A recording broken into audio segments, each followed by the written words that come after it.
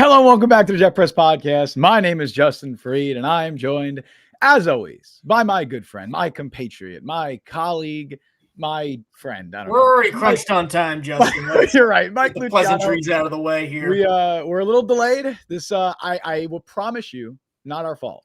Can't really say why. We'll chalk it up to schedule conflict. Yeah, not our fault, promise. But we're here now. We're going to be talking all things Jets quarterbacks.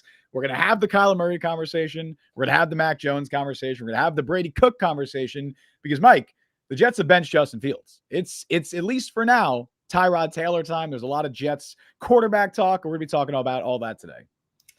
This is something that it's a conversation I really hoped we wouldn't have, but we had to have it. Now, the Justin Fields era, for all practical intents and purposes, is pretty much over. So we'll get into that. We'll get into some replacements because obviously this is going to be a lot of draft stuff later on. We're not going to go and burn those money-making ideas on November 19th. So we're going to talk about the veteran guys, which may still happen, but there's a little bit of a lesser chance as we go to Dorothy Searles. That's a tough last name to say. Jet up. Thank you, Dorothy. Jet up. Brian asked friend. I said, depends on the day, man.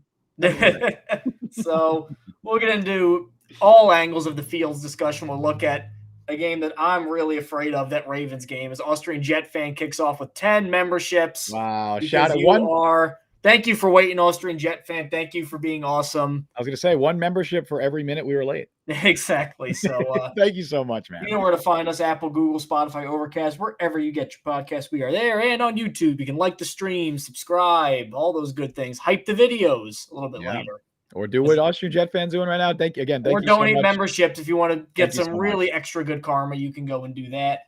Let's just get right into Justin Fields and Tyrod Taylor. Let's talk about it. Normally, when a quarterback gets benched, and we saw it with Zach Wilson too, there's a level of joy and a level of glee that some people might get from. It's a little bit of Ding Dong, the Witch is Dead, if we're going to go with Wicked and Wizard of Oz references here with the movie coming out. Like when Wilson got benched, he came back later, but it did feel like the witch is dead a little bit. And finally, we can celebrate this era's over. I don't feel any of that with Justin Fields. It felt more, I don't want to say necessarily sad, like in a tragic or heartbreaking way, but in a disappointing way. This is just such a sad way for the Justin Fields era, however brief it was, to end in New York, mostly because the play was bad. There were so the fleeting glimpses were there, Pittsburgh, Cincinnati, and you're like, I could see the vision, I can see how it works, and then you throw in Buffalo, and you throw in Denver, and you throw in Carolina, and then you throw in Cleveland, and even large chunks of New England, which I thought he was better than he normally is, but that's really not saying much. This was a move that, just for competitive reasons, for we're trying to put the best team on the field, win or lose, this is the best product we have. This is a move that you had to make. The sad part, though, is looking at Justin Fields now, it is, unless he has a Geno Smith resurgence and he gets a lucky break somewhere where he's a backup and a guy gets hurt, he will probably never in the rest of his football career, because he'll get a job. He'll have a job as a backup next year with the Jets or somewhere else. Nobody's ever going to look at him as a starting quarterback ever again. This was the make or break year. Let's see what you got. Obviously, the Jets don't have a great offensive system around him. The offensive line is good, but there's no receivers. You got one running back in Breece Hall. As much as we like Tanner Engstrom, it's a rookie coaching staff that's still trying to work through some things. Fields just couldn't handle it. He couldn't hack it. And it's sad because it wasn't like there was a little bit of locker room poisoning going on with like there was with Zach Wilson. This is a guy everybody likes. This is a guy who's a captain. This is a guy who has a very cool play style. Like when it works, you're like, man, this looks awesome. Think about how we were talking him up in that Pittsburgh game. I'm like, man, if we get even 80% of this, we're really cooking. Well, we only got 80% of that one other time. And then we just got the absolute pits of Justin Fields. Is that the coaching staff's fault? A little bit, but also Justin Fields had plenty of open receivers in his time, and he just straight up missed them. He had plenty of clean pockets, and he just straight up held the ball too long. This was a move. Tyrod Taylor is not going to be some great quarterback or win a bunch more games for the Jets, but it became clear as it went on that competitively, the offense just couldn't function the way that it should with Justin Fields. And it stinks. The contract isn't looking great. That's probably really the only big miss from Muji in the offseason. Everything else is either neutral or if it's a mistake, not really worth getting too mad about, but or a hit because he has a lot of hits. Sherwood contract not looking great. Sherwood not great. At least he's been better lately, and there's Agreed. signs ticking back upward. But Field just kept getting worse and worse and worse. As Brian Glick says before handing off to Justin Fried, he got more than his fair share of opportunities. You absolutely bet he did, and he just couldn't cash them in. JF7 before you hand it off to JF. I don't know what would my number be. 27 is my age. What number did you have if you ever played football? 71. You were no. 71 was you my weren't number. 71. I was 71. Oh my god. That was my number. So JF71, you're talking. No, it's a bummer, man. Like it's a bummer. I think you and I were both very much in favor of the signing when it was made.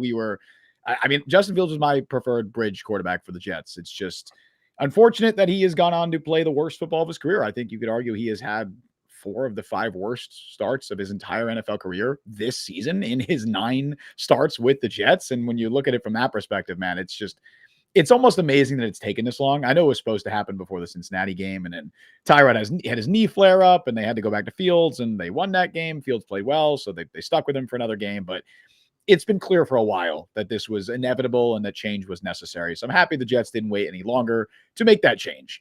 Now it's Tyrod time. Like you said, I don't think Tyrod is some savior. He's not going to fix all the Jets' problems. They're still going to lose the vast majority of the games remaining on their schedule, but he at least allows you to evaluate the other talent on the roster, because for the remainder of the season, the Jets are in evaluation mode, right? And part of that is you're evaluating your quarterbacks, which, we'll have the Brady Cook conversation in a moment. I think you will see Brady Cook at some point this year. You're like a Brady Cook hater. I'm almost going to classify you as I'm not a Brady Cook hater. I'm a Brady Cook fan hater.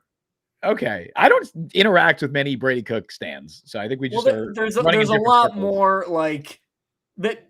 The defense of, well, he played well in the preseason is literally the only arrow in their quiver, and I've seen it a gazillion times, and it's driving me nuts. But anyway, Justin. Yeah, well, we'll talk about the Brady Cook thing in a moment. But as Richard is saying, now we can evaluate the wide receivers. We have cap room to roll. Yeah, first the cap stuff. I believe it'll be $10 million in dead cap if he's a post June 1st cut. So that's not like backbreaking at all. Did the Jets probably overpay for Fields? Probably. I don't know if there would have been other suitors. It's hard for us to say. Other suitors like giving him a guaranteed starting opportunity. I really don't think there were. I know the Steelers were interested. Yeah, they wanted him back before they really moved into Rodgers. I don't think they were going to guarantee him a starting job, though, like the Jets were. The Jets came into this summer and they were like, this is Justin Fields' starting job. This is not a competition. I don't know if any other team was willing to do that. But back to what Richard said there about evaluating wide receivers, that's the point of this move, right? Again, it's evaluation mode for the Jets over the final 7 games or whatever this is. And part of that relates to the quarterback room. But you also want to evaluate the other players in your roster. You want to evaluate Adonai Mitchell and John Mechie and Arian Smith and Mason Taylor and guys who you hope can be a part of the future, or at least can be there in 2026.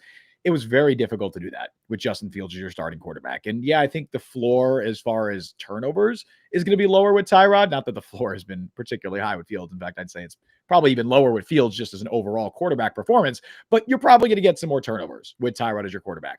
I think the Jets will live with that. Even if it costs them some games, they'll live with that because they can at least evaluate the other players on that offense, the other skill players that they have out there. That's the point of moving on to Tyrod at this stage, as well as you are trying to win games. I know that fans probably aren't necessarily gung-ho about winning games at this stage. You want to lose for draft position, get your quarterback, and I understand that. The Jets staff is trying to win games. The players in that locker room are trying to win games. The Jets staff is trying to get those players in that locker room to buy. They just made a signing in Colin Saunders that's to improve how they play right now. They're not Saunders using it on purpose. Saunders is 29 years old. He's not under contract next year. That is clearly I don't want to say a win now move, but it's a move that is meant to help them in the present, in the short term, because they are trying to still win football games. So that's clearly the goal here. It's a bummer that Fields did not work out. It's just felt inevitable for a long time, and I'm glad they did not wait any longer to make the change. Vinicius Cristello, with Zach, it felt like we had a competitive team, and it cost us when comparing the Fields to Wilson. Vitriol over the benching. That's definitely part of it, yes. The defense was a lot better with Zach. Like that, it was more Zach was a lot more damaging to the organization because I think if you had so much except for him. Yes, if you put competent quarterback play into that, I mean, they were 6-3 that one year with Zach, right? They were damn near on the verge of the playoffs, and if they did not have bottom 2, bottom 3 quarterback play in the NFL, they probably make it. Unfortunately, we're looking at this team now. We're saying, man, obviously I don't think they're a playoff team if they have competent quarterback play, but if you put last year's Rodgers on this, not to have that conversation because there's a lot of reasons that they moved on from Rodgers. I'm talking about performance-wise. If you put last year's Rodgers in this team, probably win like 4 games right now, I'd say. And it's better than what you have with Fields, for sure. All right, let me diagnose this J-Mark question because there's not a lot of punctuation here. Okay. With Fields, did we have the worst quarterback play for a quarterback with 2 or more years in the NFL in the last 15 years in a sustained period of time? I think what he's asking is, outside of like developmental guys on rookie contracts, like veterans we signed for stuff like this, is this the worst that we've seen? I would have to really think about it. I don't have a list in front of me. I think it's certainly up there. My gut says probably not, but it's probably up there. Like if you have 4 of your 9 starts and you throw for in 4 of your 9 starts, you throw for fewer than 60 passing yards. It's hard to be much worse than that. Like that's pretty rough. But I understand the question. Yeah, as far as like non-drafted developmental guys, like as guys you signed to be your starter, you brought him in as an external option. Yeah, it's probably up there as far as the worst we've seen in recent memory. Mr. Donkey again. I'm not calling him by his name that I know what it is. I'm calling him Mr. Donkey. Call him what his name is, Mr. Donkey. Is there any real smoke behind a Burrow trade? No. I would say no. And, we're going to talk about 2026 veteran quarterback options in a bit. I would just say that even from the Bengals perspective, I believe it'd be the largest dead cap hit in NFL history. I believe it would be almost like it'd be more than Russ's dead cap hit. It would just be backbreaking for the organization. And obviously they would never consider it. The only way that would even be a possibility would be if Joe Burrow came to the Bengals and was like, I do not want to play another game in Cincinnati. And he completely forced their hand. There is no indication. They got Chase as his guy. They got Higgins as his guy. They got his handpicked OC. I don't see why that would be. There's no indication that that's going to be the case. Obviously, the NFL is weird, and you can never say never with anything, as we've seen. Sauce Gardner just got traded. I didn't think Sauce Gardner would have gotten traded, a week before that happened. But yeah, it would be a crazy development, and I would not be counting on it. But I will say the Jets are in a position with the draft capital that they do have that if unlikely situations arise, because they do, who knows what it is? We can't. It's unlikely because we don't know what it's going to be. But if unlikely situations arise, the Jets will have the capital and the flexibility to pounce at whatever opportunity they want to. Brian Glick, because we'll get into Brady Cook now, because Fields will be the number 2 quarterback this week. Cook is still number 3. Yep. Cook against Scrubs looked inconsistent. Expect awful quarterback play from him in season. Here's when Brady Cook should play, in my opinion. Okay. At most, the last 2 games of the year, only because either Fields Taylor was just as bad as Fields and is giving you nothing quarterback-wise, and or they're in a position where there's another quarterback-needy team like Cleveland or Las Vegas or something like that. They're right there with you in the standings-wise, and you don't want to tank necessarily, but it may be beneficial to get a leg up on those guys so that way you don't have to trade draft capital to one-up them to get either Fernando Mendoza or Ty Simpson or Dante Moore, one of those guys. Then let's just see who the hell knows. If they're 3-12, it's like, all right, fine, whatever, who cares? If Tyrod's not playing well. The problem I have and why I think I've been dubbed a Brady Cook hater, which I don't know if necessarily is true. I think he's a fine QB3 and a fine undrafted quarterback, is I feel like people want to play Brady Cook. First off, they want to play him now in the name of evaluation, which is you can't do that now. That is saying I give up on these games. Imagine if they went into a game against Lamar Jackson and on the road and said, we're going to start Brady Cook and try to attempt to win. You can't do it. No. You can't do it. It's not how the NFL works. And number 2, really of the Brady Cook stands out there, which apparently there are many of them, the argument that really the only argument they have, because even at Missouri last year, he was not particularly amazing. The only argument they have is, well, he looked good in the preseason. Number 1, he looked okay in the preseason. Yeah, he was fine. I would argue Adrian Martinez maybe looked better in the preseason than he did. And number 2, Deshaun Kaiser was great in the preseason. As we get a cat cameo. My cat is standing right next to the Dorian Thompson-Robinson was great in the preseason. McLeod Bethel Thompson was very good in multiple preseasons. What a name. I forgot about McLeod Bethel Thompson. Wow. I can never forget a guy named McLeod like that. Yep. CFL legend, right? Didn't he go to CFL and kill it? He did, yes. So the preseason has minimal bearing, if any, or minimal correlation to success in the NFL. So because of that, Brady Cook, the only way he should play is at the very end, if you're just basically waving the white flag after trying and saying, all right, this doesn't work, and we're just going to go and try and get stuff for next year. Outside of that, if you're going to try and put Brady Cook in and claim he's like an upgrade over Fields or Taylor, you just don't have any firm ground to stand on there. You just don't. I'll start this first from Brady Cook's perspective, because I know a lot of Jets fans want to see Brady Cook. They want to see him do well. They want to see him succeed. They're just desperate for quarterback play. Right, and I get it. I understand that. Like, I understand the fan perspective of I don't want to see a 36-year-old backup quarterback start in a season where we know it's lost. Like, I understand the perspective, but you have to understand how the NFL works. And from Brady Cook's perspective, he is a third-string practice squad, still in the practice squad, third-string practice squad rookie undrafted quarterback. Asking him to start this week in he has gotten 2 weeks this year where he's received backup reps in practice, right? Because of injuries, where he's been QB2 in the practice. Tampa game, because Fields and even was out. And even the Bengals game, he wasn't QB2 in practice most of that week because they were hoping Taylor was going to play. Taylor and Fields were supposed to be splitting reps, so he didn't even get a week of backup reps there. So he's had 1 week of backup reps, and that was week 3 or whatever when they played the Bucs. Which apparently, according to Shadur Sanders fans, means you have right. even less of a chance of right. That is the only week he's going to go 4 of 20 throwing the ball. That's the only week that he's had to prepare, not as a scout team quarterback. Asking him to start right now with zero preparation as even a backup, let alone as a starter, would be setting him up for failure. Like, it would likely be a disaster, right? So even if you're just looking at it from the Brady Cook's perspective, this is not what's best for Cook, is to start him right now. From the Jets' perspective, you have a proven veteran, capable backup quarterback in Tyrod Taylor, who you signed and is not just some random scrub. This is a guy who's played 15 years in the NFL, has been a starter, has been a Pro Bowler in his day, right? A long time ago, but he was a fine starting quarterback and has settled into a nice career as a solid backup. You have him, and you have him for a reason. He has prepared the entire season as QB2. He nearly almost started a game for you, or he did start a game in Tampa, and he nearly almost started again.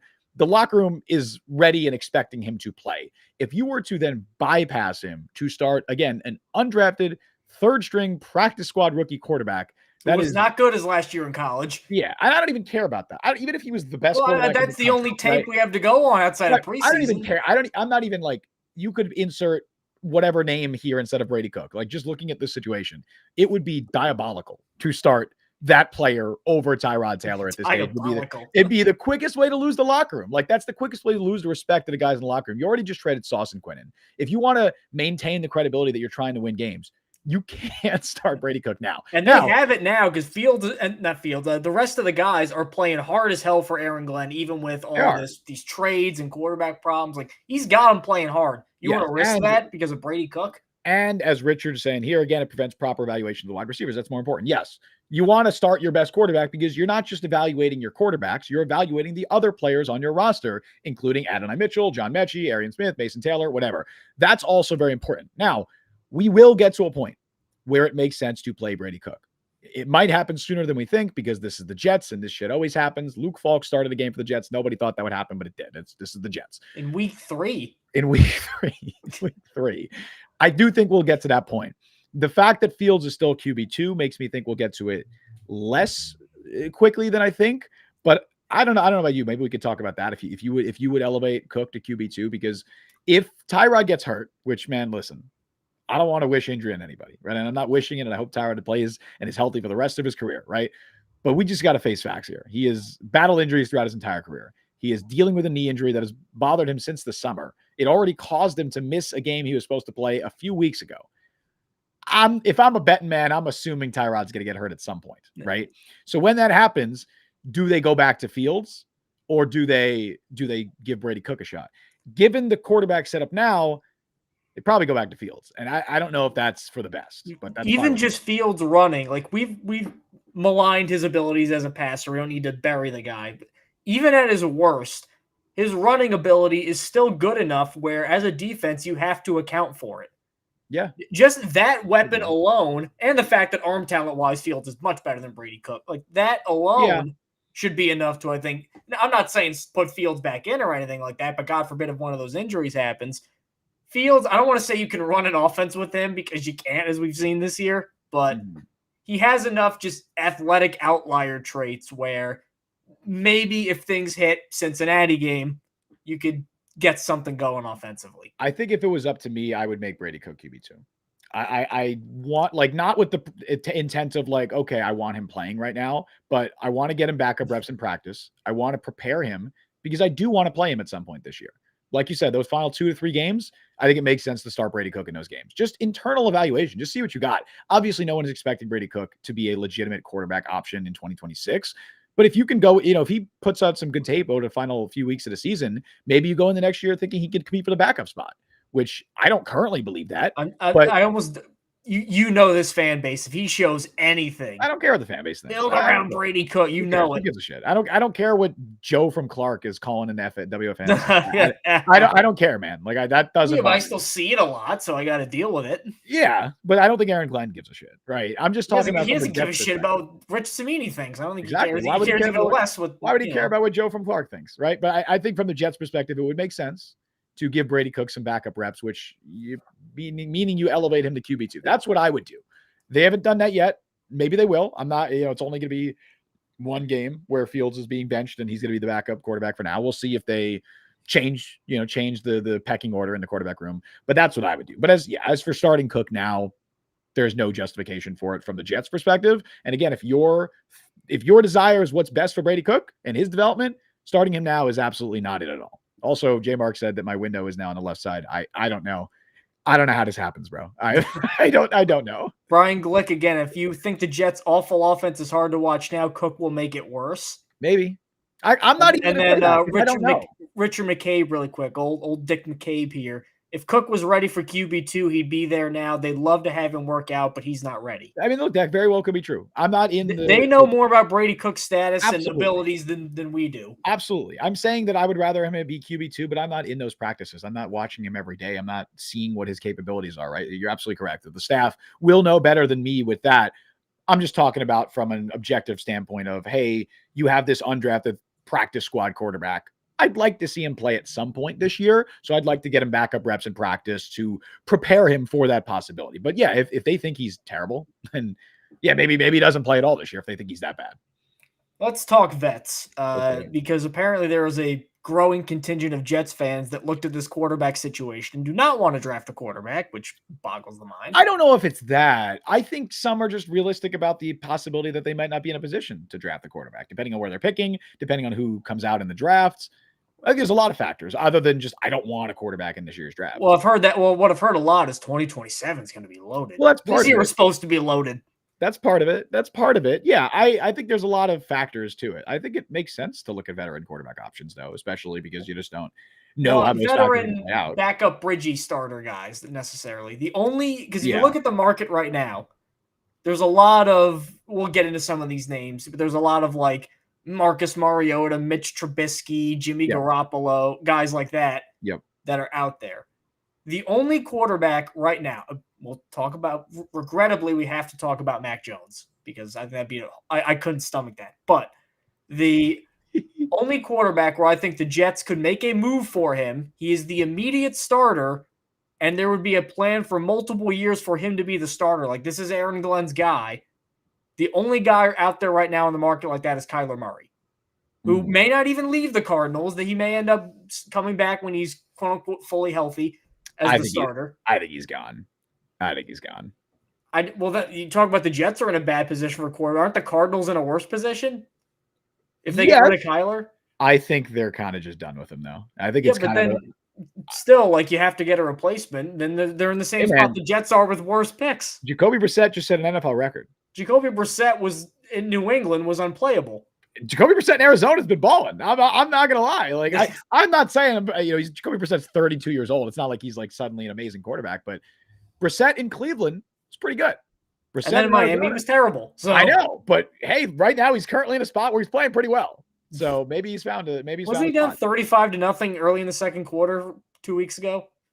Maybe, I don't know. He's playing well. Against Seattle. The Arizona team stinks in general. Like it's not a Jacoby Brissett problem. I don't even think they stink. I think they're I like their coordinators. I think they got a good defense. Their defense hasn't been playing that well last couple They started off well. Yeah, they've not been playing. Seattle and San Francisco, they were not playing well. Well, I mean, it's Kyle Shanahan and this offense too. Still, those are if you're in the NFC West, you got to compete with those teams. And plus, I think eventually that DC Rallis, I think he's getting some head coach buzz. I think eventually he'll. Yes, he. No, I was gonna say a random fun. He is, I believe, the brother of a former WWE wrestler. That's a random fun fact for anybody who.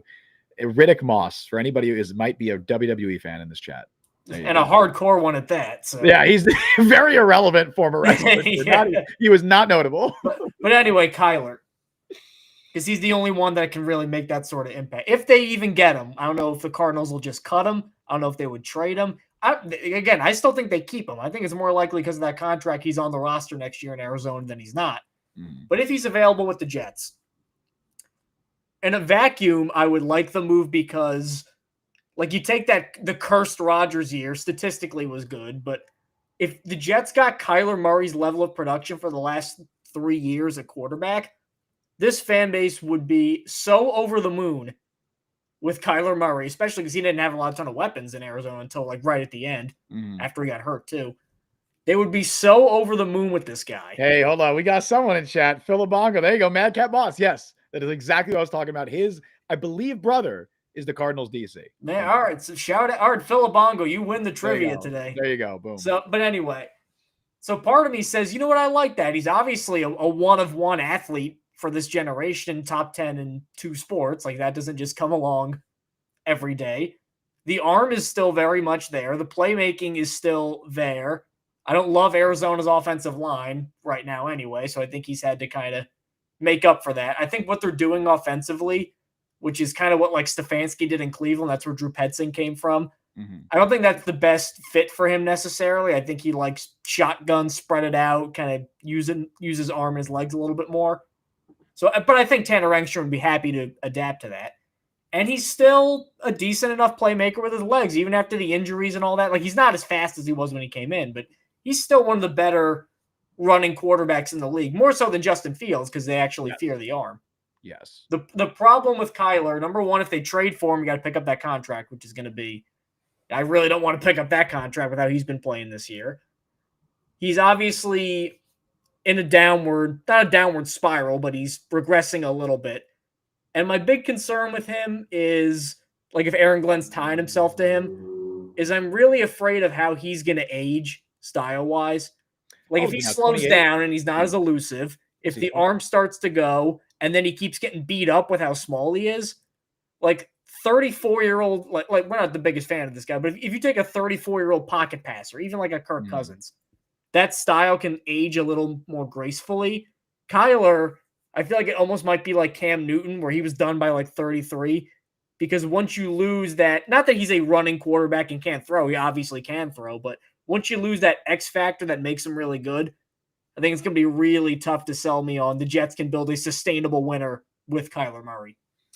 So my understanding of the Kyler Murray contract, and I'm sure the cap experts can probably correct me if I'm wrong here, but I believe it's basically a 2-year deal for an acquiring team, right? You can get out of it after that second year.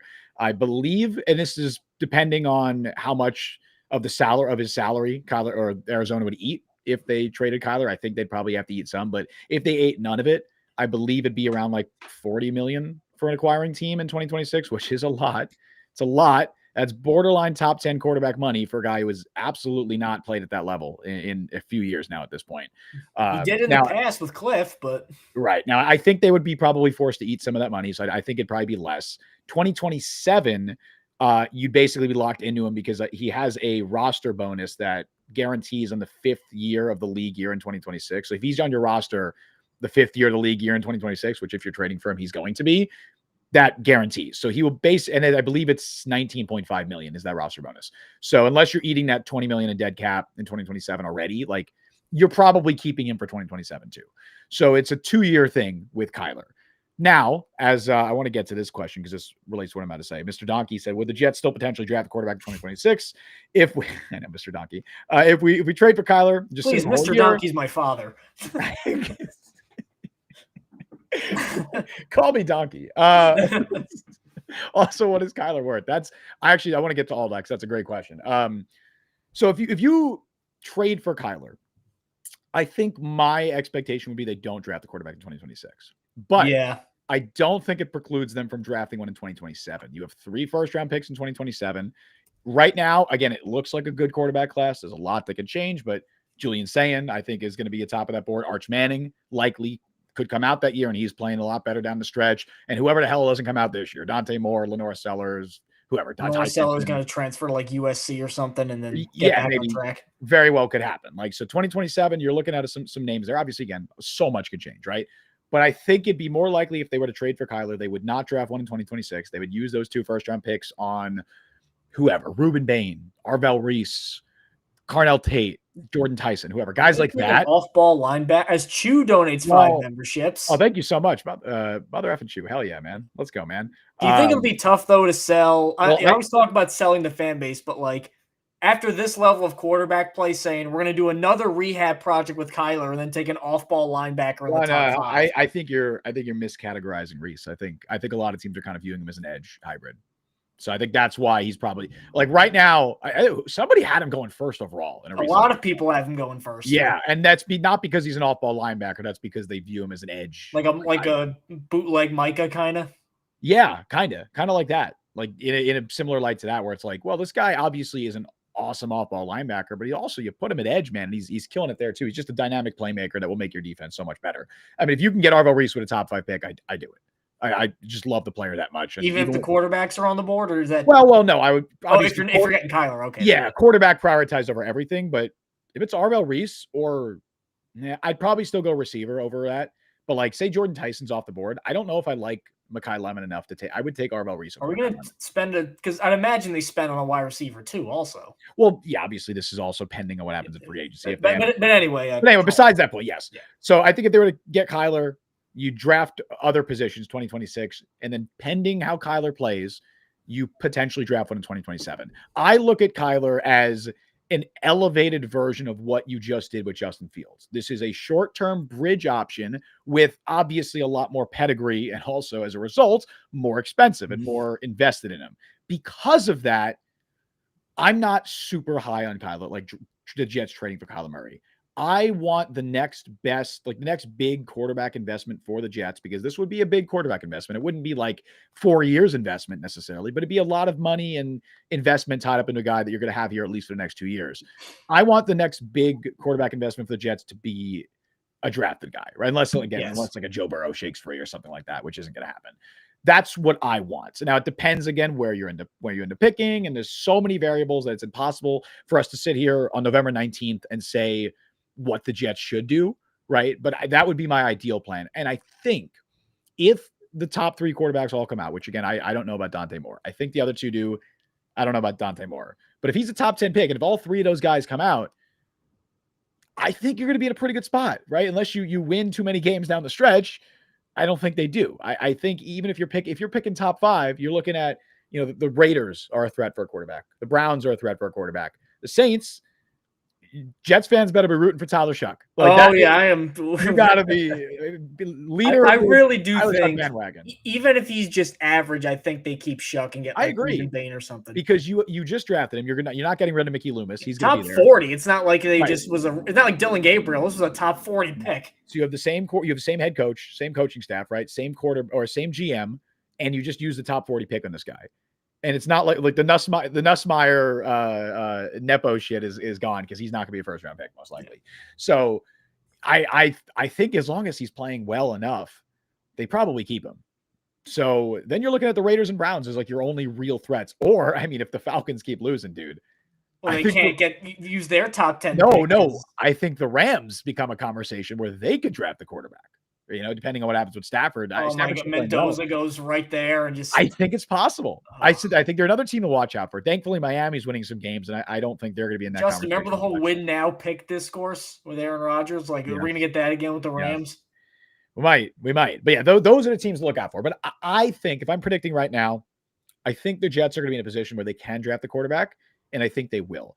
So for that reason, Kyler's not my preferred option, but it is something to look out for. If the Jets win some games down the stretch and they're picking like 8th or 9th, maybe they do sniff around the Kyler market, and maybe they do make a move there. I think it's possible. Let's go get a bunch of chat stuff done. First, we'll start with Chew, our member here. Kyler Murray is head and shoulders better than Fields. That much is true, yeah. Absolutely. It's 100%. not a like for like equivalency. Yeah, no, I that's why I said an elevated version of the Fields thing. Obviously, he's a better player than Fields. He's always been a better player than him, and he comes with a much higher pedigree, which is why he's also more expensive. Brian Glick, Malik Willis is a 1-year bridge. Dude, what if wait, that it just call back, screams Matt LaFleur system guy. He was pathetic with the Titans. call back to the PFF guy, PFF George. What if they get rid of Take Brees? Malik Willis. I What if they get remember rid the of Brees? cadence and everything of that. They could lose Brees the same offseason they bring in Malik Willis. Like never PFF George just could be early. Right. Vindication for PFF George, who got fired, I think. He did, yeah. I think he was not a great guy. J Mark, if we get Malik Willis, I will retire from the sport. That's what breaks you.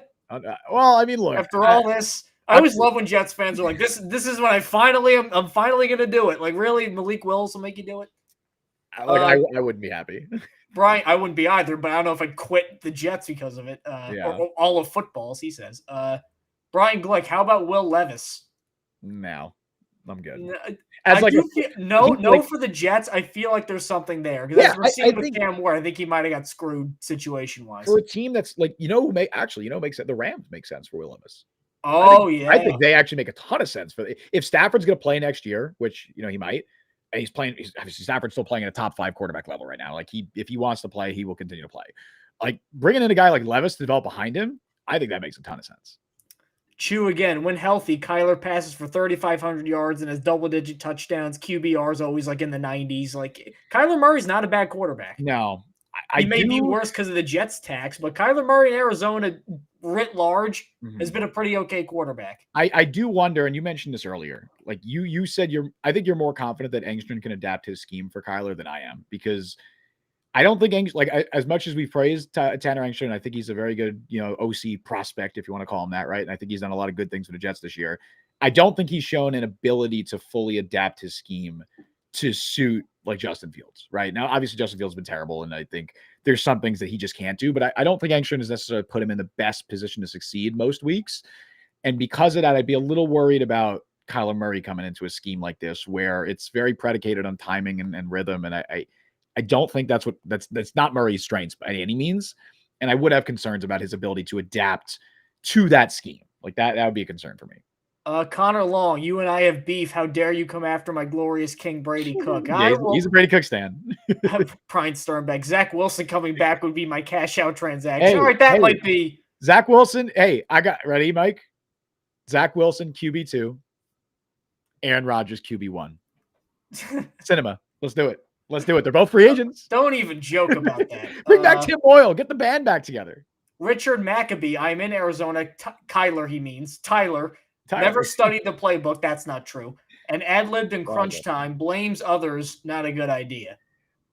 I mean, okay. A lot of that is hearsay. A lot of that is talk, but I think there's something to be said about some of that, right? Like I think there's something to be said about.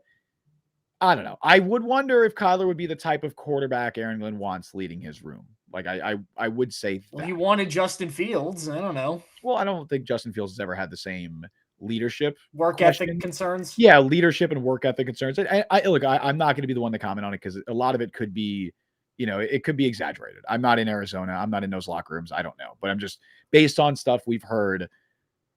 I don't know. I think there'd be a question about that. I don't think that's a completely invalid take. Let's go with 2 more from J Mark. If we get Kyler, wouldn't that make the Jets very similar to Cleveland with the contracts for quarterbacks? They'd be paying. You just keep handing out big ones. So they're going to be paying Rodgers $35 million next year. They're going to be paying Fields $20 million or something like that. Not Kyler against the cap, and then Kyler. Yeah, they'd be paying a lot of money to quarterbacks. And for that, that's actually a really good point, because I'm just thinking of this from a Woody Johnson perspective. It's not Deshaun Watson levels, but I'm thinking of this from a Woody Johnson perspective. I know, right now his hands are off, but I think if Darren Muji comes calling and he's like, "Hey, Woody, we want to bring in another quarterback. He's going to cost us another $40 million." I don't know. Not a sure thing either. I don't know how much Woody would be willing to sign off on it. Like I said, I would be surprised right now in November 19th, if the Jets were serious contenders for Kyler Murray. I think it's going to be in the conversation, and I think they're going to look at it, right? They're going to evaluate that market. I think a lot of people are putting the Jets in that conversation, because the Jets are one of the teams that has the cap space to bring in Kyler.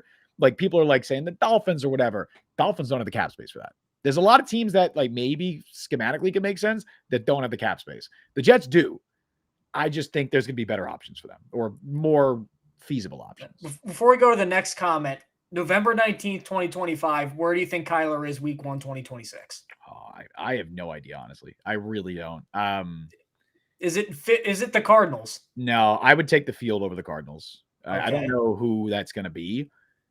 Pittsburgh? I have no idea. I can see them. Depending on what happens with Rodgers, maybe they go that route because they're not going to be in a position to draft the quarterback. The Raiders, yeah. Honestly, the Raiders make a ton of sense, dude. I think then they got to pay him and Geno. You think they fire Pete Carroll after 1 year? I think they should. They might, man. The fan base. I think they should. I know some Raiders fans, they are not happy with Pete, and they have no right to be happy with Pete Carroll because no, it was a weird hire.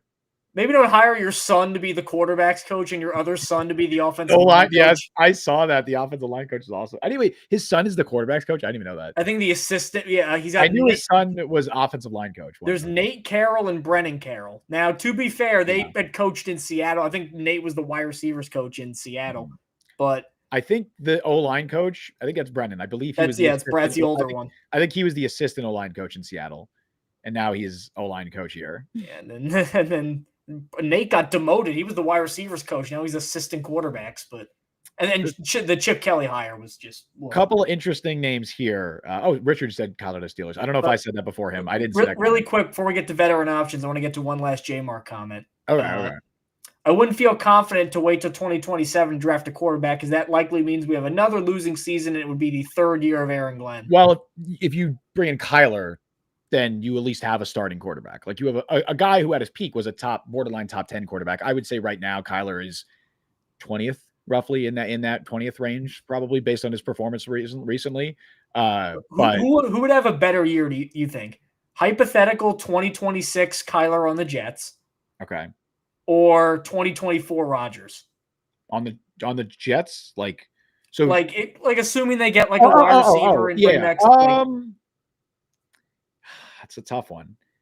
It probably because I would be pretty skeptical that Kyler would work with this Jets team. I think schematically it's not the offense that Tanner Entrin wants to run, and he has not shown an ability to me to be able to adapt to him. I think the floor would be a lot lower with Kyler, and I'd worry that they would get Kyler and he would once again play the worst football of his career with the Jets. So I might even lean Rodgers. Like I'm pretty skeptical about Kyler working with the Jets. Mr. Donkey says, if Tua gets cut, would you want him? No. I was going to get to a couple of those comments. No, I also don't think he gets cut at this stage. I actually think the Miami brings him back, and I think they keep McDaniel right now. Like it seems to be trending in that direction. They've been winning some football games. The players seem to still be bought in. Stephen Ross is not one to he's very, very a loyal owner who takes, he has a lot of patience. As we saw with Chris Grier. Chris Grier was GM for 10 years and was in the organization for 25 years. I think that was when the playoff drought started. Maybe he's the 2000 playoff year. I think you're right. Yeah, maybe that's what they need to do. What if they make the playoffs? They could go 10-7. What if it was him the whole time? He was the albatross holding them back. It could be. But no, I don't think Miami moves on from him, and I definitely don't think they'd cut him at this stage for sure. It'd probably be a trade. Richard said bring back Geno to the Jets. No, not at this stage. Geno, going into this past offseason, I would have been like, hey man, maybe. But after seeing him play, now he stinks. Yeah, now you can't. I mean, he's getting killed, but with that O-line, but still. Well, what's this from Brian? Brian said fever dream, and he also. What is this? Brian does follow us up by saying, I don't actually want this, but he says fever dream, Kyler to Minnesota, McCarthy to the Jets. Brian, no. Fields to Arizona. Brian. Joe Namath descends from the heavens to bless JJ. Joe Namath is still alive. And there's time. And Belichick sobs into his soup. Okay. I don't want anyone to die. Okay. Let me put that out there. That's not me. Let me put that out there. Did you see, by the way, because he mentioned Belichick, did you see that photo where he is at an adult cheerleading competition that his girlfriend performs in? That is. It's like that. What was it? The Keanu Reeves sad sitting meme. I didn't even need to see the photo. He looks so miserable. It's so funny.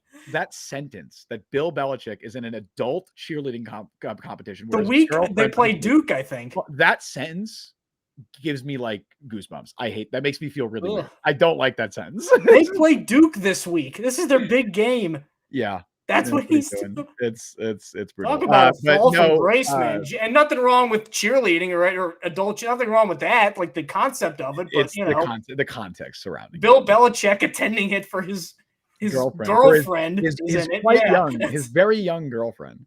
But no, it's Brian. No, absolutely not. I mean, if Joe Namath could bless JJ McCarthy and make him a franchise quarterback, then sure. But yeah, I don't know. Maybe Kyler to Minnesota. I don't know. Kyler and KOC's offense feels a little. That would be fun though. It would be, but more fun than JJ McCarthy. Would they? I mean, they might already be done with JJ. Like they might. I think they have to bring in someone else this offseason, like at least to compete. Mac Jones and then draft Mendoza. What do you think about Mac Jones? Because he is on a 2-year contract with San Francisco, so you'd have to trade for him. I think the idea of Mac Jones in the Jets offense, I don't want to say gets me excited because that's too strong. That's too strong to say, but it intrigues me. I think Mac Jones would be a very good fit for the offense that Tanner Engstrom is trying to run, and I think he would do well at the Jets. Why more than Kyler?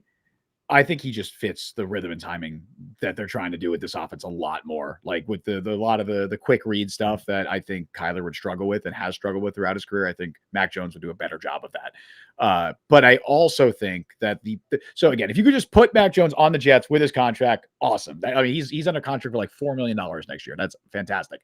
The issue is you have to trade for him. And I don't think San Francisco parts ways with him. Especially after Purdy got hurt. For anything less than a day 2 pick.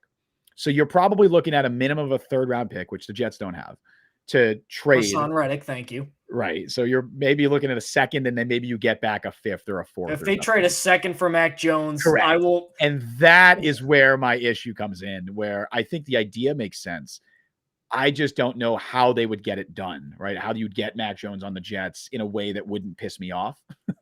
So I would say says Mac Jones is a very capable backup. 49ers won't give him up cheaply. Correct. Exactly. On an extremely affordable contract, like a very, very good. Given the way he played this year, I mean, they signed him 2 years, $8.4 million. That's $4.2 million a year. Like they're not giving that up unless they get a day 2 pick for him, and maybe they do. I don't think the Jets should be the ones to do that, but I like the idea of Mac Jones for sure. Let's put it this way, Justin. If you could, because it seems like if they add a quarterback, Tyrod might not be back next year. It's going to probably be veteran bridge, draft a guy. Who is your, if you could snap your finger within reason and bring in any of these guys, who would it be? Because there's a lot of them. There's a Mitch Trubisky out there. There's a Jimmy Garoppolo out there. Who's your guy? Even Jameis, maybe if you trade for him. 2 guys that I'm looking at. I'll say 3 guys I think could make sense. Marcus Mariota, who I know you like. I think Mariota makes a lot of sense. I think you can run kind of the offense you wanted to run this year with Mariota as your quarterback, except he's just a more capable player than Justin Fields. You still have that rushing upside. He's doing all right for himself in Washington right now. I think that makes sense as a veteran bridge. If I'm bringing in Mariota, I want to draft someone. I'm not going in the next year with Marcus Mariota, Brady Cook, and a day 3 pick as my quarterbacks, right? I'm drafting someone in the 1st round, which goes for all these guys, by the way, that I'm going to mention. So Mariota, 1. I think Jimmy Garoppolo makes a lot of sense. I think it's a similar thing to Mac Jones where you can run the offense you probably are trying to run, right? How old is he, though? Isn't he getting a little... 33? Wow, he's 34. 34, yeah. That's crazy. We're getting old. That jawline, man. Yeah, I was about to say. I would not have thought that. He could pass for 27. No way. He's a good-looking guy. Okay, let's tone it down here a little. But no, I would not be opposed to Jimmy Garoppolo either. Look, we haven't even. He just has this beautiful sheen about him. Justin says. When's the last? He does. He has aura, as the kids say. Is that what it is? The last time we saw him get significant reps as a starter was 2023, and he did not do particularly well in Vegas. He went 3-3 as a starter, but 7 touchdowns, 9 picks. Honestly, I need to watch back some of that tape because I forget how he was bad. He was pretty bad. It was a combination of everything. Yeah, he was bad. McDaniels. I would be really interested to see what he. Zachary Berner isn't Jimmy G in the trash quarterback range. So was most of these guys. Trash quarterback range. He spent the last couple of years with McVay. I know he's older. It's not like he's like still developing, but it's possible that he's a better player now than he was a couple of years ago. And he had obviously, again, I know Shanahan's scheme, but he did have play some good football at times with the Niners. Like not like top tier level football, but good enough to he almost won a Super Bowl with him. He did at his peak. And I wouldn't be expecting that now, but I think Jimmy G makes sense again as a bridge to a rookie. Like you're bringing in a rookie that's competing with Garoppolo, not even being like we're bringing in Garoppolo to be a starter, but it's a guy that makes sense to be a veteran backup. And then the third guy that I could be sold on, Russell Wilson. I could be sold on it. Really? And here's over Jameis. I think both of them make sense. Myself or Russ would be, was Jameis free agent? I guess Jameis is a free agent. I think he signed a 2-year deal, didn't he? So he's still under contract. Russ, yeah, but I think it'd be much easier to get Jameis from the Giants than Mac from the Niners. Oh, agreed. 100, it'd be a day 3 pick. 100. And look, Russell Wilson's a Hall of Fame quarterback, but you can't play him anymore. I'll say this though, I know the Giants, they really like Jameis. There's a reason they didn't trade Jameis when they could have. Teams were calling about him. They didn't want to trade him because they like him, which is, if you know some of the stuff out there about him, in his maybe legal troubles. Yeah, interesting to say, but you gotta worry about that. But they love him as a locker room guy. I know that for a fact. They there was like a report that had come out about he was kind of like the bridge personality-wise between Jackson Dart and Russell Wilson, who are just very different personalities. Jameis was the guy in there keeping things light. So I think they might want to keep Jameis as like the backup to Jackson Dart. I don't think they'd be that willing to get rid of him. But here's myself for Russ. One of the biggest reasons Russ did not work with the Giants is because the Giants kind of built their offense around a deep passing game. At least that was their goal when they got Russ. They wanted to be a team that can open up the passing game in the deep game, right? You had Malik Neighbors for that. That was always the moon balls were always his big selling. Correct. The issue is they did not have the offensive line for that. They just didn't have it. The Jets do. So that's my selling point there. If you bring me a good wide receiver 2 in the offseason, maybe that's in the draft, maybe it's in free agency. I don't think free agency, I don't think you're gonna get a high-end wide receiver 2 in free agency, but maybe you draft a Carnell Tate. Maybe you draft Jordan Tyson, right? Depending on where your picks end up, whatever you could do. Maybe you trade up and get one of those guys. And you bring me a wide receiver room next year, Garrett Wilson. So let's say Carnell Tate. And Adonai Mitchell, who I think Adonai Mitchell is still going to be a player for the Jets. I think Adonai Mitchell could be the wide receiver 3 next year. And also, that's another guy that could attack downfield. You give me those 3 with Russ as your quarterback, Mason Taylor's tight end, and a good offensive line. I think you're doing something there. I think that's not a bad option. Doesn't this sound like what the Giants said? Like, he's the bridge to Dart, and then 3 games in, they gave up on him. They did not have an offensive line. They couldn't run that offense. The reason they had the Dart was better than Russ isn't because Dart is necessarily a better quarterback than Russ at this stage. I don't necessarily think he is. But they were able to do more with him because Dable was able to use his legs. They were able to use the Dart's legs, and they were able to run a lot of more quick, almost like college style offense in some ways that you just weren't going to do with Russ because that didn't fit him. I think if you committed to running that, now it'd be a very dramatic change from the offense you ran this year, but I think there's a world where that makes sense. And I think if you have the personnel there, the big difference is you have the offensive line and the Giants didn't. I think Russ makes sense. Didn't that Chiefs game just feel like the end though? Didn't it just feel like the end of Russ? I think he has enough juice left in him to be a bridge starter somewhere next year. I think he doesn't have enough juice to beat out Jameis Winston. Again, there's circumstances here, Mike. There's a lot of. I know, but like, Jameis isn't bad. And I defended Russ in Pittsburgh. I think more than most did. I said I think Hackett in Denver was a bigger problem. I think he is. I think he's done. I don't think he was bad in Denver either. I don't think so. I don't think if he retires, he retires. But I think we were talking about Kyler not aging gracefully. If Kyler does not age gracefully, he'll look like Russ now. I think Russ is still a top 32 quarterback in the NFL. I don't know if that's a hot take. Really? I don't know if that's a hot take. I think he's better than certain starters right now. I think he's certainly better than Justin Fields. I think he's certainly better than Dylan Gabriel. He's better than Cam Ward. He's better than a few guys out there for sure. How old's he going to be? He'll be 37 soon, so we'll turn 38. Yeah. Well, it's a short-term bridge option. I'm just saying, I think schematically, if you want to run that offense, like Zachary Burner says, Russ was a bridge last year and lost his bridge again because it's a schematic thing. The offense that they wanted to run with Russ, they literally couldn't because the offensive line was that bad. If that offensive line was good, Mike, I think Russ works. I really think he works with the Giants. Hasn't that been Neighbors doesn't get hurt? The thing his whole career was like.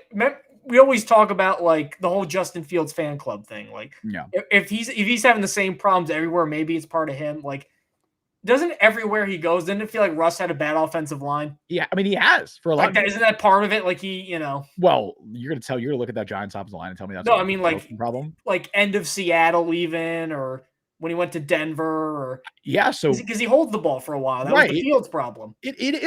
Russ absolutely accentuated some of those problems throughout his career, absolutely. But I think if you put him and that's part of the thing with Russ is he's going to hold on to the ball a lot because he's looking for deep shots. He's looking to take chances downfield, and there's going to be, especially at this stage, you're going to get the highs of that and you're going to get the lows of that. He's not a good quarterback. Like, I'm not arguing he's a top 25 quarterback. I don't think he is, but I think he is probably a better option than Jimmy Garoppolo. I think he's a better quarterback than Jimmy Garoppolo. I think he's at worst on par with Marcus Mariota. I think you're going to get. Yeah, I would take Mariota just because I think Russ lost a step mobility wise too, where Mariota hasn't yet. I agree with that. It could be coming from Mariota soon because he's not young anymore. It could be coming for him. He's soon. What, 32, I think, or something like that. He's definitely over 30. Zachary Burner, if our rookie can't beat out Jimmy G, I'd be a little worried. I mean, that's honestly kind of fair. I don't think that's a crazy take. Jimmy Garoppolo would be my least favorite of those three options, but Mariota's my favorite. I'm Russ or Mariota. I think I could sell but for Russ, it's just you have to run a completely different offense with Mariota versus Russ. Like, they're just such different quarterbacks. Mariota's less. Maybe I'd lean Mariota because it's less of a departure than from what they did this year. Yep. And I know that Engstrom can call a pretty good game plan for this offense, so maybe I would lean Mariota for that. But just in a vacuum, I think a Russ offense with Garrett Wilson, Carnell Tater, whoever your wide receiver 2 is, and Adonai Mitchell with a good offensive line, that kind of intrigues me. Like, I think you can have some splash plays. I think you could have a fun offense with that. I mean, hell, you could do that with Jameis too. Like, I think you could run that same offense too with Jameis. I just think it's going to be harder to get him. Take all the running plays out. Yeah, well, you're not doing a ton of running plays with Russ at this stage anyway. Oh, with Mariota, you mean? Yeah, no, I'm saying with Russ. I think you would run a similar like Jameis offense with Russ. Oh. Or with a similar Jameis offense similar Russ offense with Jameis. That's what I was trying to say. Brian Sternbeck, I'm leaning Bridgewater if he intends to continue his playing career. Could do Teddy. It's just been a while since we've really seen him. Like, when's the last time he got it? Was it the Saints that he got last time he got extended starting action? Yeah, literally, dude. Oh my God, no, it was not the Saints. It was Denver. He has started 2 games. But in terms of like veteran mentor to coach the guy up, I mean, you can't get any better. Oh, absolutely. I mean, it'd be his second time with the Jets too. It'd be fun. But he started. I will say though, did you ever hear, speaking about Mariota, there was Ben Jones, the old center, was doing a radio interview. Yeah. And he was talking about how Terry Robisky wouldn't call any plays in the 2-minute drills. He just go, y'all guys go play. So, and then that second half where he beat the Chiefs in the playoffs, he goes, Terry Robisky didn't call any plays in the second half. We called everything. Jesus Christ. So he was like, "Why?" They're like, "Why are you running a draw on 1st and 10?" It's like, well, because he's trying to. So that's always I'll always defend Marcus Mariota because I thought like they're doing with Cam Ward. I think he really got the short end of the stick in Tennessee, and I feel like if he went to like where he went, like if he went to Jane Daniels in Washington, I feel like we may have seen a lot different from him in his career. And the guy wasn't even calling plays. So much. I mean, look, there's a whole extended conversation, but so much about quarterback development is is the situation in the NFL and how they're actually so much of a quarterback success is tied to their development, right? Like, it's the whole nurture versus nature debate just with the NFL. Like, how much is dependent on the prospect and how much is dependent on the situation they go to. And I think specifically a quarterback development, I think in all of professional sports, there might not be a position that is more tied to nurture versus nature than that. Like, I think just development matters so much for quarterbacks in the NFL. I have an idea of what we should do too. No matter what happens with the bridge quarterback, bring in, he's the QB3 right now for the Bears, sign Case Keenum. Oh, sure. That way the bridge guy can actually play and not worry about this other guy taking his job. And Case Keenum can basically be like an assistant quarterback coach, specific, like Josh McCown with Darnold. Keenum is like what Tim Boyle wants to be. Yeah, just like, look, you're QB3, but you're all about how to prepare, how to do all that. Like, he's great. He's a decent quarterback. He was. So. Hey, he was Minnesota Miracle quarterback, right? Yeah, that was him. Yeah, of course. That was one of my fondest memories watching football. Was the Minnesota Miracle. I think he played. I think, exact 1, 2, 3. He had a stretch where he played 7 years in 7 different cities in week 1. Oh my goodness. It was Minnesota, Houston. Let's see if you can get this. Minnesota, Houston, Denver, the Rams. He was with the Rams. LA Rams. Yeah, the LA Rams. Oh, so you're going to say St. Louis Rams. St. Louis, 5. Okay, that's one of them. We're kind of cheating a little bit, but that's fair. Goodness, who else was Case Keenum on? So you said, what were the 5 you said? You said both Rams, Minnesota, Denver. And then who else did I say? The Texans. The Texans are 5, yep. Goodness, I got to go through the teams and see who else he played for in my head. Well, don't cheat. Well, no, in my head. I'm going through in my head. Okay. Cheating. I'm thinking. I'm using my brain. Is that cheating? Okay. I thought you were like, let me go Google the answers. Washington. He played in Washington. Washington. Right? Yep. And then is one left? There's one left. I feel like I'm doing pretty good with my. We discussed them on the show. Not the Raiders. Not the Steelers. Goodness, who else? Arizona, right? Nope, Browns. Oh, shoot, Browns. Oh, my God. Well, I should have guessed the Browns. Every freaking quarterback. Did he start for the Browns? He started 2 games, won them both. So God. Every quarterback was the play with the Browns. That's right. I think that's when Baker hurt his shoulder. I think that was that year. He did play with the Browns. How about that? Zachary Berner, do you think we'll fire our quarterback coach since he's a running kind of quarterback coach? Charles London, right? The quarterback coach. Is he a running quarterback coach? He was in Seattle. Oh, wait a minute. Hold on, Mike. Did Charles London cross over with Russell Wilson in Seattle? Did he? He did not. No, he was only a year now. Last year, crossed over Gino. He did. He did cross over Gino and Will Levis. This is actually very any connections. Pass game coordinator for Will Levis's rookie year. I don't know. Goodness gracious, no. No, there's no real connections there. Mariota in Atlanta. He crossed over. Ooh, you're right. He was the quarterback. Okay. That could be something. That That actually might be something. Yeah. I mean, he didn't do great in Atlanta, but he was there. There's no Engstrom ties because he was just a Detroit guy and XFL or whatever. Like we're joking. Like, that actually might be. It does matter. That might appeal, actually. Did Scott Turner also cross paths with Mariota or no? In where? No, because he was in Washington before Mariota got there, and then he was in with the Raiders because he left Washington to have 20. Didn't Mariota get to Washington in 2023 or 2024? 2024 when Daniels came. Right, so 2024. Yeah. So no, there's no crossover there, but that could be something. That could be something. I will say that those are the 3 that I'm looking at. Like other names going to be out there. I think Brissett. I like Jacoby Brissett. I just don't think Arizona trades him at this point. And again, you'd have to acquire him to trade, so you have to give up something. I like Davis Mills. You'd have to trade for him. And I don't think Houston is particularly motivated to trade him right now. Sam Howell is a free agent. Some of the other free agent options that I don't think should be serious consideration, but there are guys that are out there.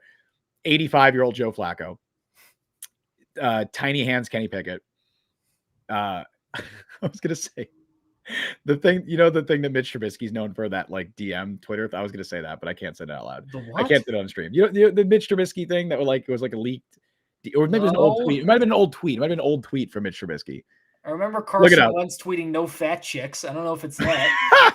I remember that, and then he deleted. No, it's something about Josh Allen's old Twitter account. Yeah, it wasn't as bad as Allen's, but look it up. There's some Trubisky tweets. Carson Wentz with half a shoulder. His arm fell off. I was saying half a shoulder. Kevin O'Connell killed him. You could possibly sell me on Gardner Minshew, but I wouldn't want it. But honestly, what's the difference really if you're signing Gardner Minshew versus like Jimmy Garoppolo? Yeah, I don't think that's practically what's the difference. I agree. I don't think it's a significant difference. And I think Minshew. And he almost got the Colts to the playoffs recently. Teddy Bridgewater, as Brian pointed out, Sam Howell, Malik Willis, and then Zach Wilson, Aaron Rodgers. That's basically what you're looking at with the quarterback market right now. So we kind of covered most of the guys. Pro Bowl quarterback Gardner Minshew. True. And I believe Pro Bowl quarterback Tyler Huntley will also be a free agent, who I just interviewed him. I talked to Tyler Huntley yesterday. That's coming out. That is coming out at some point. Really good dude. I do like those what do you call it? I don't know. Those commercials with him, like the backup quarterback. That's what this was for. This was with Progressive. I don't know if I could say this probably. It was with Progressive. It was for like the backup group. And his really quick before we this game's going to be a beatdown. Right, Jets, Ravens. Fuck Ravens. Tanner McKee was another one I had on my list. Eagles are keeping him. I think the Eagles keep him, and also that'd be you would get him as a bridge, I guess, sort of, but also a bridge with upside because he's still on a rookie contract. I don't know. Some backup quarterbacks were in Detroit. Engstrom, Teddy Bridgewater, Hendon Hooker. No, thank you. Don't even read the last name. Nate Sudfeld, no thank you. And then he who shall not be named. Don't even justify reading that last name. I didn't. So Jets, Ravens, they were competitive on the road against New England. Mm-hmm.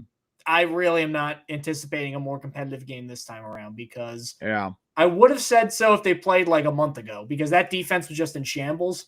They figured it out. They move Kyle Hamilton to the box. Malachi Starks is coming around. Yep. Pass rush is coming around. They got Logan Gilman's healthier. been a godsend for them. They got healthier. Like Kyle Hamilton was banged up earlier. I think Lamar was hurt. Roquan missed some time, I think, earlier. Like they just got healthier too. Derrick Henry is still at his Derrick Henryest. Yep. No Matabike, and hopefully he's okay with the neck injury that he's dealing with. But the defense is good. I still legitimately think with Tyrod they'll be able to put up some points against it. Because outside of Nate Wiggins, I still don't like their corners. I think Roquan covers up for a lot, but I mean, they're starting Teddy Buchanan next to him at linebacker. The defensive line is straight up not very good. The offensive line for the Ravens, they have like Roger Rosengarten, who's really good, young up-and-coming guy. Ronnie Stanley's on his last leg, and then Linderbaum is good. Ronnie Stanley's been on his last leg. Ronnie Stanley's been on his last legs for 3 years. Like, how they give him a new contract? Like, outside of Linderbaum and Rosengarten, like that whole left side, I really don't trust them. So I think there's avenues for the Jets to have success here. Brian censored. That looks actually like. I was gonna say, what is it? What does it look like, Mike? Yeah, those look like two. I was gonna say the worst TB in human history. There's never been a worse TB that has impacted this globe than this one. They look like just two curse words that begin with. No, I know. I was going for one that I could say on stream. Gotcha. The offensive line being bad, I think the Jets might be able to get home. But wait, by the way, that relates to the Mitch Trubisky tweet, sort of. Anyway, go on. Sorry. Anyway. Yeah. Oh, I know the one. Yeah, there you go. Now you know. Okay, yeah. So because of that, I think there are avenues for the Jets to be competitive. The problem being the Lamar X factor. Normally, that's a hell of a problem. But in this game specifically with this defense, what has been the big problem with this defense in the last couple of years? They can't tackle an open space. Who makes you tackle an open space more than Lamar Jackson and Derrick Henry? Yeah. And even because of that, with no Sauce. Now, granted, they don't have Sauce, but also Baltimore's never been a team that's thrived on their wide receiver play with Lamar Jackson. They had all their tight ends are healthy now. The Jets have shown every single week this year they can't cover tight ends. No. So I think this is going to be, I don't want to say a romp. I think it'll look less competitive than the New England game. Because I think New England, I'm like, we expected to lose 4-0 and we got a game. There's so many variables in Baltimore's way. The only thing the Jets can hope for is the Ravens do their normal thing where they just crush a really good team and then play down to the bad teams, like how Shadur Sanders almost beat them last week. Yeah. So because of that, I'm still going to probably say Ravens 31, Jets 20. I think they'll get a touchdown late in garbage time. I think Tyrod will actually complete some passes to wide receivers. But as we mentioned before, Justin, if Lamar Jackson's on the edge and Michael Clemens has to set the edge, how do you think that's going to go? God. Do you think Tyler Barron's going to tackle Lamar Jackson in the open field? I don't. And you know their game plan, because teams do this every week. They game plan. Run right at him. How they can attack Michael Clemens when he's setting the edge. And they have Derrick Henry now, too. And again, I genuinely feel bad for him, because every week he's asked to do something that he has never once in his entire life proven that he's capable of doing. Even in A&M. And every week the Jets go, let's see if he can do it this week. Maybe there's no way he can do it 45 times in a row. Right. Really. Let's go on 46 this week. See if he can set a new record. Every week they ask he can do it, and he just can't do it. And like you said, this defense can't cover tight ends. As J Mark says, Ravens 35, Jets 13. Yeah, it could happen. It could. Like you said, this Jets defense can't cover tight ends. They're not going to be able to do it. But just how good would Caleb Downs, like how important would Caleb Downs be for this Jets defense? Like, I know that they're not going to be in a position. Malachi Moore, there's your safeties. They're not going to be in a position where it's going to probably be best to draft the safety in the top 10 or and he's probably not going further than that. But man, if I could just put Caleb Downs. People may still have Jamal Adams PTSD for safety that high. But holy shit, man, he'd be so important for this defense. But how many Clemens ankle breakers are we getting? Over, under 1.5? Over. Over. Yes, absolutely taking the over on that. And I don't even care. He's not starting because McDonald and Johnson are still. He'll play 25% of snaps, 35% of snaps, and still get his ankles snatched like 4 different times. It's going to happen.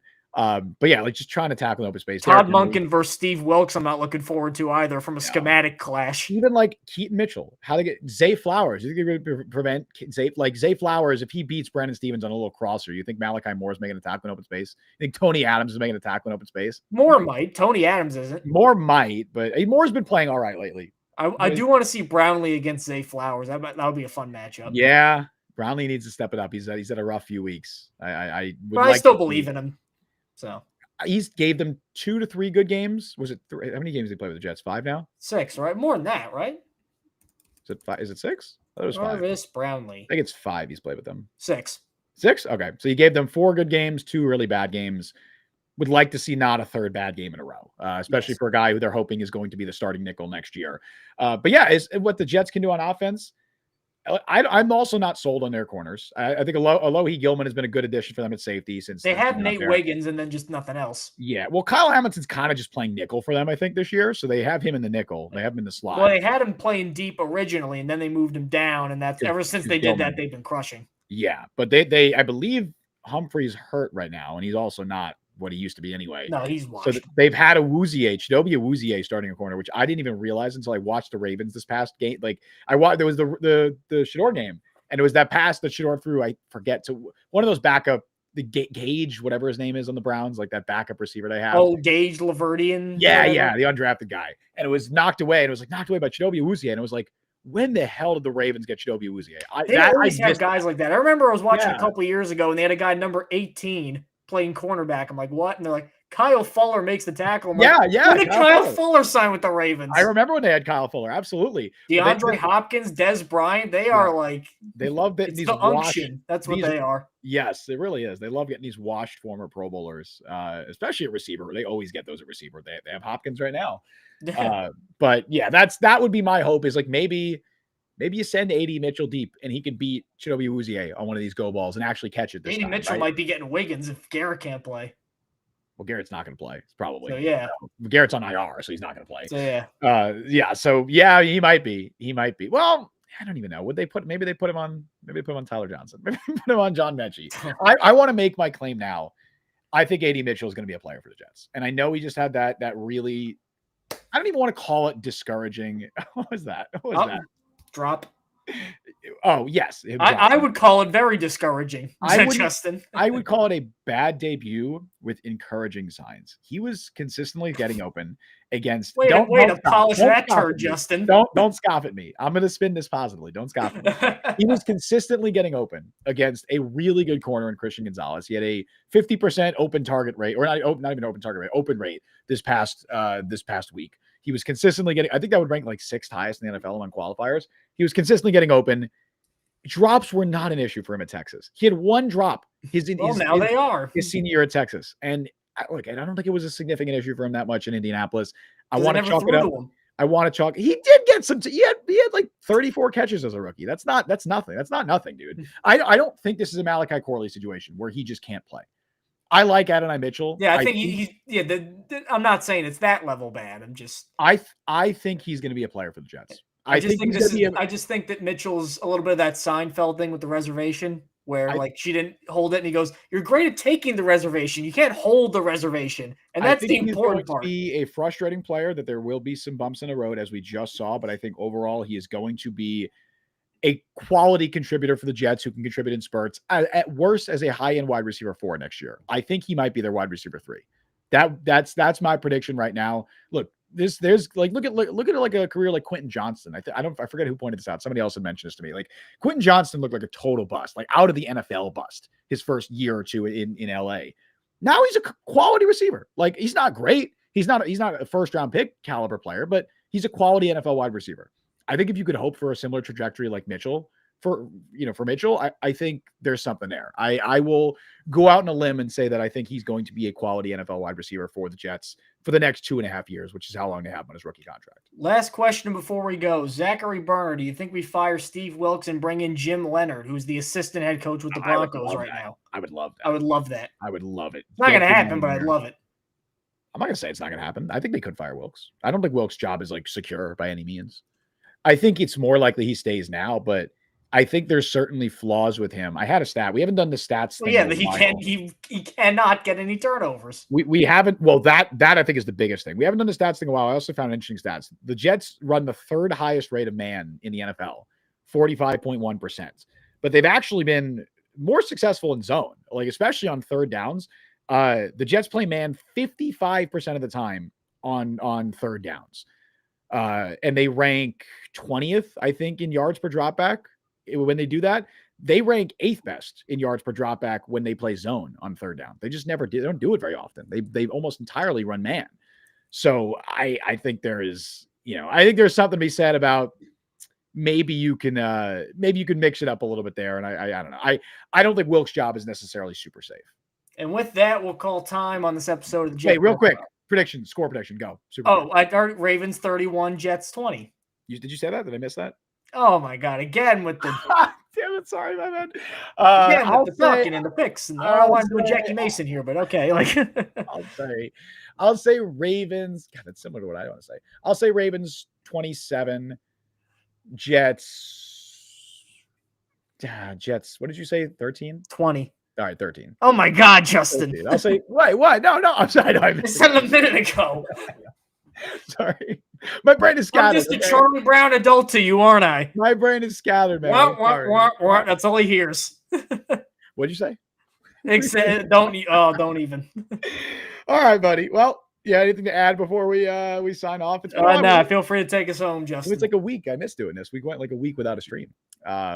Yeah, we'll be back, of course, on Sunday, breaking down Jets, Ravens. Zachary Berner in chat. Ooh, Jets. He says Ravens 30, Jets 27. They're not putting up 27. 27 would be surprising. Hey, if they put up 27 with Tyrod, man. That should count as you talk about moral victories. That's a moral victory. Shout out Tanner on the road too in Baltimore. Shout out Tanner Engstner if they do that. Richard says Ravens 24, Jets 10. So I think I said 27, 13. See, I don't know what I said. Fields wasn't the problem. I don't even remember already. Oh, that's going to happen. Oh, yeah. Prepare yourself. Those conversations are going to happen. Brian says same scores Patriots game 27. I literally muted the words "not the problem." Have you actually? Like, is that literally you've? There's that guy Sam Block, I think is his name. Yes. ESPN, right? Isn't he ESPN? Yeah, I don't know what he does other than just get me mad. I think that's his job title. Okay, this is not. I'm not. Might be wrong. I think he might be a fantasy guy. That's not. I don't know. Don't quote me on that, but I think he might be a fantasy guy. He's a social media irritant, is what he is. Sure. The what is it? Warren Sharp. Here's some dumb shit that no one else thinks and is totally wrong. Maybe he'll retweet it. Warren Sharp equivalent, right? Isn't there a Warren Sharp? He blocked me. Warren Sharp, he blocks a lot of people. Anyway, all right. Thank you all for joining us on the show today. You can follow Mike on Twitter @ByMichaelSean. Follow me on Twitter, Justin D. Fried. Follow JetBress at the JetBress. Download JetBress Podcast where you get podcasts. Check us out on YouTube and TikTok. Subscribe, hit that notification bell. You guys know what to do. We stream live every Wednesday at 3 p.m. Eastern Time and live immediately following every single Jets game. Thank you again, by the way, to Austrian Jet Fan and to Mother Effin' Chew who donated those memberships earlier. It is so much appreciated, you guys. It really, really is. So thank you to everyone who subscribes, who donates memberships, who is a member, who just watches. It is always appreciated. And thank you all for listening to the Jet Press Podcast. I've been Justin Fried. That is Mike Luciano. We'll see you guys next time. See you folks on Sunday.